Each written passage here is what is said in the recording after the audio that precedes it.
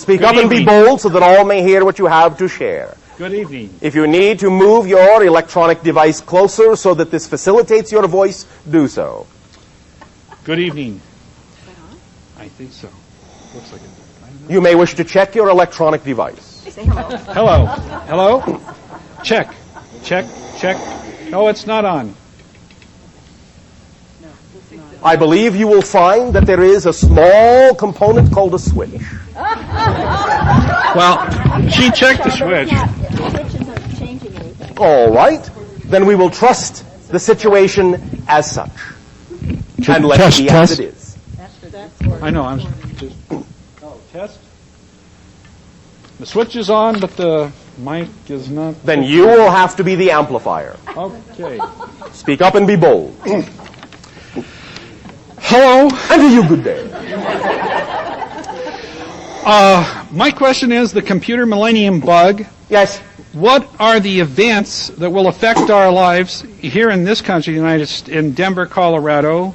With reference to that idea? In the United States and the rest of the world, what events will affect we the people of city, state, the United States, and the world? What events will affect us people? And will the stock market fall at this time? No.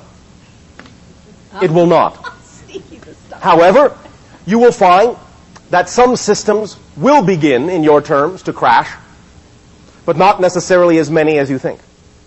However, in certain circumstances and in certain circles, as we perceive the energy now, it will cause the beginning of a cascade collapse over time that will allow for an introduction of new systems, new ideas. In other words, we will put it this way. It will be an indication that what you call the mainframe structure is no longer capable of supporting itself under its own weight, and it will allow for the opening and introduction of, through opportunistic time frames, new ideas, new systems, new endeavors, new approaches, that when they are then put into place, will begin to lay the foundations for more communication, more personal self-empowerment, and so forth. This entire process will most likely take about 7 to 10 of your years. And by then, you will see the most rapid changes in the infrastructure of economics, communication, and so forth. Do you follow me? Yes. Now remember, all of you, that there is no such thing as a prediction of the future. There is only a sensing of the energy that exists at the time the prediction is made. Because there is only the present. If the energy that is sensed at the time the so-called prediction is made does not change, then it will come to pass. But if it does change, it will not. It does not mean that the prediction was not true. It simply means that the energy has changed. Many times, the existence of a prediction itself will change the energy. Because now it has made you aware of where the energy is, and if you don't prefer it to be there, then your consciousness changes the direction of the energy and renders the prediction obsolete. So in many ways, sometimes, a good prediction is doing its job when it renders itself unpredictable. You understand? This is how time works. There is no such thing as a fixed future. There is only the energy that exists at the time the sensing is made. Because there are an unlimited number of probable future realities. And it could go in any number of ways. Now, yes, there are some probable future realities that have a great deal of momentum and energy behind them and may be unlikely to shift. And those are, in a sense, easiest to sense and, quote-unquote, predict. But nevertheless, it is created in the moment and sensed in the moment, and barring certain circumstances where there simply is too much mass agreement for something to change, it is almost always changeable. Do you follow me? Yes, sir. So, sir. Yes. Oh, all right. Since we are being formal, sir, the last thing we would like to say about this concept is to remember that each and every one of you, and all of you together, are your government, to allow yourself to make sure you are not perpetuating division, by creating an us and them scenario, but by allowing yourself to work to the creation of systems that you believe are representative of self-empowerment, sharing, communication, clarity, creativity, unconditional love, and support of all, and by instilling those systems and infusing your society with those systems to the best of your ability, they will eventually replace any system that is outdated, that tries to control, that tries to dominate, because ultimately, by definition, such a system will ultimately not be able to stand up under its own weight. And as it begins to crumble a bit at a time, with a little glitch here and a little glitch there, here a glitch, there a glitch, then the new systems will already be in place and will be capable of sprouting up very rapidly to form a network that will take over the job and, in a sense, provide a little bit more equality. Do you follow? I believe so. Does this help you? Yes, Does it answer your question? pretty much. All right. I Was there didn't get the something else? stock market. Yes? The stock market was a big concern of mine. And Yes. Why is it a concern of yours? It's a timing thing. I see. Well, I'm going to have to ask you a question and allow this to be brief. May I? Yes. I will put it to you and all of you this way. What is it you're actually putting stock in? I would suggest you put stock in yourselves, rather than some relatively arbitrary system. I'm concerned about the effect of the stock market, what it'll do. I have already told you why you don't have to be concerned. Did you follow what we said to begin with? If new systems are in place by people who are excited and creative to put them there, then when the other system collapses, it won't matter. For those that have prepared themselves will not feel a negative effect. I remind you of another principle, another tool that comes into play in this case. Perhaps this will help address the situation a little bit more precisely for you. All situations are fundamentally neutral. No situation has built-in meaning. The meaning you put into it determines the effect you get out of it, regardless of what anyone else's intention happens to be. Does that make sense to you? Yes, some. All right. Do you want it to make more sense to you? Yeah, I'd like to get an idea of a date of a stock market crash. Why? Knowing what I have already told you about the fact that there is no such thing as a prediction of the future, you still want me to give you one? A guess, ballpark figure? Well, which ballpark are we talking about? The one that they're playing the stock market in. I see. January 7th, 2005. Thank you. That's one. Could I have the closest one? That is the closest one in the way that you mean it. But it may not happen the way you think it will happen.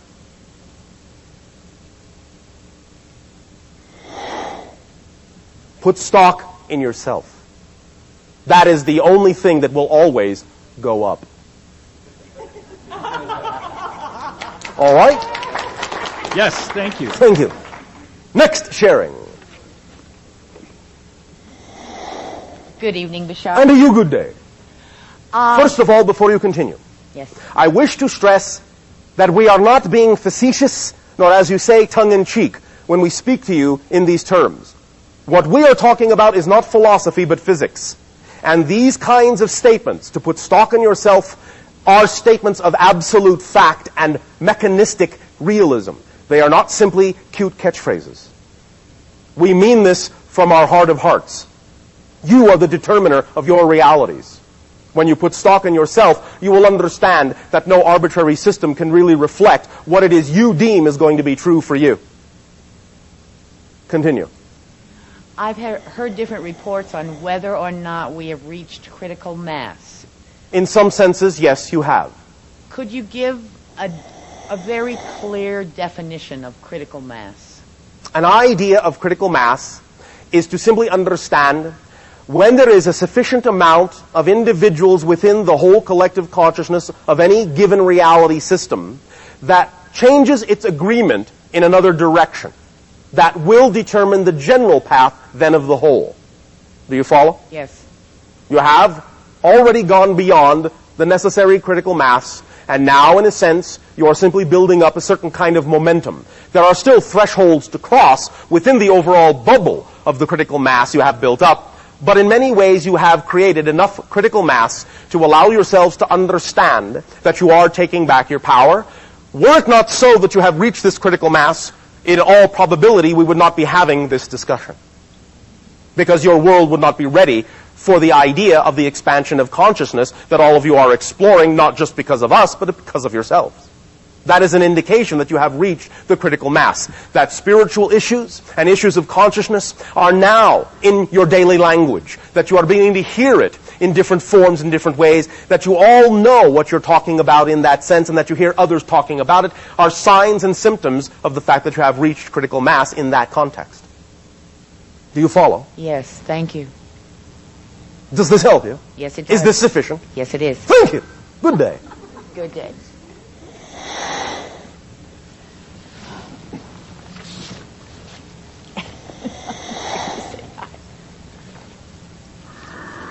Well, good day. Hi. All right. Hi. You have a very strong voice. It is not my voice. We understand that our energy may allow the channel's vocal cords to operate in a higher magnitude than normal. Cool. But don't let that dissuade you. You have a loud voice and a strong presence as well. Use it. All Be right. bold. Speak up so that all may hear what you have to share. Thank you. Okay. Well, I just wanted to ask about a few weird things that have been going on Yes? with my body. My head just sort of rings all the time, and I have a Then terrible... answer it. Smart aleck. And I have a pain in my neck. And I just wondered, what's going on? You do not get rid of things, you transform them. Oh, okay. May I ask you, as we have already said, what you call the $64 million question? Or do you already know what I'm going to ask you? No, please ask. Are you following your highest joy? Well, I hope Hesitation usually means no. so. No. Phrases like, well, I hope so, usually mean no. Because if you were following your highest joy, you would instantaneously say yes, Yeah. without hesitation. Well, what is my highest joy? You tell me. Oh, gosh. I can give you some hints and some clues I'd appreciate if you want that. some help. That would be good. Oh, all right, if you say so. Your highest joy, and this goes generally, first of all, for all of you, is to be yourself as best as you know how. In following and acting on your highest joy does not have to be a big mystery, does not have to be a complicated issue, does not have to necessarily represent itself as a lifelong career or project. Start simple, with simple steps. If you have no overwhelming project or career in mind or anything of that nature, then start moment to moment. Following your highest joy then entails nothing more than this. Are you paying attention? Yes. All right, just checking. At every given moment, you have available to you a number of options of things you could choose to do, don't you? Yes. All you have to do is pick the one that has the highest level of excitement in it and do it to the best of your ability. That's all you have to do. And in the next moment, take another assessment. What out of all the options available to me right now is the option and the opportunity and the situation and the circumstance and the direction that contains the highest amount of excitement and joy? And when you have determined what that is, take whatever action you are capable of taking on it as far as you can take it to the best of your ability. And when you can take it no farther, again, ask yourself, out of all the options available to me now, what is the direction that contains the highest joy? And when you find out what that is, take that action to the best of your ability and keep doing that for the rest of your life. Because excitement is the thread that leads you to all other excitement. That is the energy that leads you to yourself. Regardless, regardless of how it looks. Regardless of whether you think it's connected to something you're supposed to be doing or not. Regardless of its outward appearance, because you already know you can't judge a book by its cover. Excitement is the content that lets you know this thing here now is you. Do it. Because by doing it, you are making a statement to the universe full of conviction that it is you. And then the universe can support who you actually are. rather than supporting who you've been told you have to be. You follow me? Yes. Now, one thing you must also understand.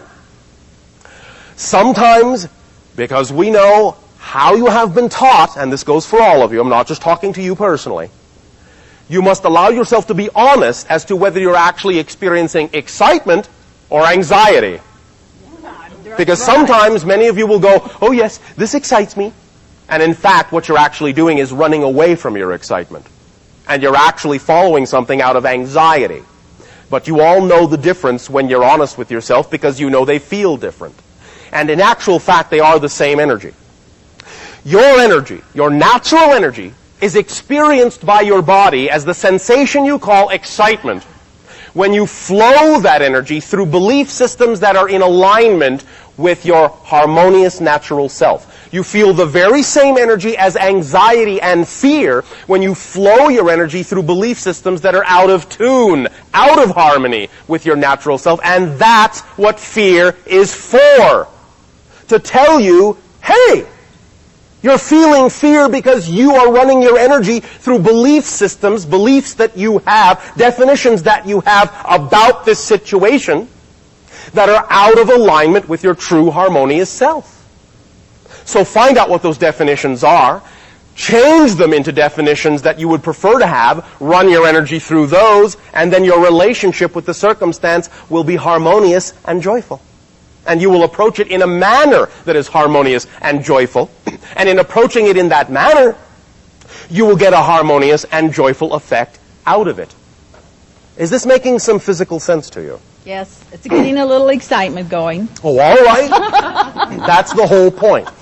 I also leave you with this understanding, and I understand that we understand. I know sometimes how difficult this concept is for many of you on your planet, but it is that simple. It really is that simple. Now, you can make it more complicated if you want to. I'm not going to take that away from you. Because it's your reality. You all have free will, and we are not here to tell you what to do. If you want to make your life more complicated, please go ahead and do so. Well, I'd prefer not to, if you don't mind. All right. Well, if you prefer not to, then you must allow yourself to create definitions that allow you to function more simply. So when you find yourself stuck, when you find yourself feeling blocked, understand it's usually due to a definition you have that is more complicated than it needs to be. Out of alignment with your true self. Find out what the definition is that would make you relate or feel the way you do to the situation. Change it into the definition you would prefer to have with your imagination.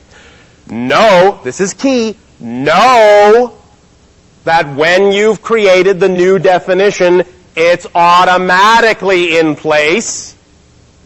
If you want to go through a long, involved process to replace the old one, that's up to you too, but that only complicates things. But if you know it's automatically replacing the old one, then all you have to do is behave like you know it has replaced the old one, and you will see the effect in your reality. However, big however, underline it 1,000,000 times. However, this is critical. One of the most critical things we can say to you about the idea of looking to your reality for change. And that is this. Do not look to the reality for the change first. You must simply know you have changed. And you must behave differently toward the reality outside you, even if it looks the same as it did before. When you behave differently, when you behave as if you have changed, regardless of how the reality still may look, that's when you really have changed and when your reality can then really reflect the change. But if you are waiting for the reality to show you that you have changed, then you haven't changed. Because you're simply waiting for the reflection in the mirror to smile first, instead of simply smiling first because that's what you prefer, regardless of whether there's any mirrors around or not. Are you getting the point? Yes, yes. Is this sinking in? It is sinking in. Is it helping? Heck yes. Oh, all right. Thank you. Yes. What about this 12-strand DNA stuff? The idea is that we are talking there about etheric levels of energy. It is not that it will all become physicalized, because the human body cannot contain 12 strands of physical DNA. But the idea is that you have two, and in fact you actually have a type of third, but the third is mostly etheric, and it connects to the remaining ones. The idea is to activate your DNA and align your energy in such a way that you can access the energy of the other levels that key into your DNA molecules, but it's not about actually physiologically manifesting them. Your bodies wouldn't be able to handle that. Do you follow me? Well, sort of. I've been reading those Cryon books, and he's talking about that. Some of this is simply taken as too literal of an interpretation as to what the information is that's actually intended in coming from that source. Yeah, that some people will start living to be 900, which makes me feel real tired. Well, now, again, it is not that that is impossible. The idea certainly is that you can live longer lives. But the paradox of the situation is that the way, in a sense, you will actually live longer is by living more in the single moment of now. And when you live more in the now, you'll be so busy having fun, it is simply that you won't create as much time, but when you look at time relative to yourself, it will appear as if you have lived hundreds of years, but they will have gone in joy and excitement so quickly that you will not feel tired at all, because it will have nothing really to do with linear time. Is this making some sense to you? Yes. When you live in the moment, that is when you expand your lifespan, but that's only a relationship to linear time. It doesn't mean you actually are dragging out the years. It simply means that you have expanded to such a point by living in the here and now that the expansion of your energy is represented in linear time as an existence of several hundred years, because an existence of several hundred years is the only way that linear time can express an expansive life so grand. But it will not seem like 900 years to you. Good. Does that make sense to you? Yes, yes, thank you. Thank you. Thank you. Next. Next. Thank you, thank you.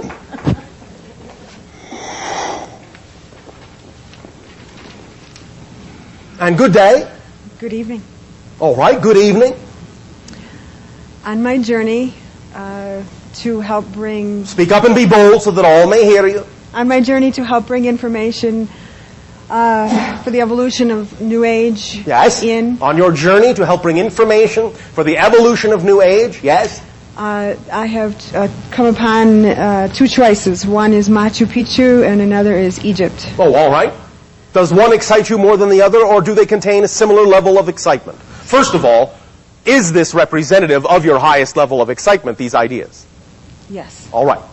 Does one area or another contain more excitement than another, or are they relatively equal? One contains more. Which? I should follow Egypt. All right. Bye-bye. Did you expect this to be complicated and mysterious? That helped immensely. Now remember, no expectation. The key to manifestation is zero expectation that it must turn out the way you think it should. So, follow your excitement. Do the best you can to take a step in the direction of activating your highest joy, but do so understanding that it may not be necessary for it to carry itself out to its logical conclusion for you to have moved in the direction you needed to be moved in. Because sometimes your excitement, your higher self, will dangle something that excites you more than anything else in front of you like a carrot just to get you to move in that direction. It may not be necessary for you to actually get the carrot. Do you understand? Yes. So just move in the direction of your excitement. Do not put the assumption that you must wind up in Egypt. You might, but don't have the assumption that you must in order for your excitement to be fulfilled. Take it as far as you can, and when you can take it no further, allow yourself to simply sit again and assess what is the next most exciting thing. No matter if it seems connected or not, act on it, because it is the excitement that tells you it is connected to anything else that contains the same degree of excitement. And even though it may seem to be a roundabout path, it is actually the straightest course to follow. Do you follow me? Yes. Are you sure? I'm positive. All right. Does that help you? Oh, yes. Thank you. Thank you.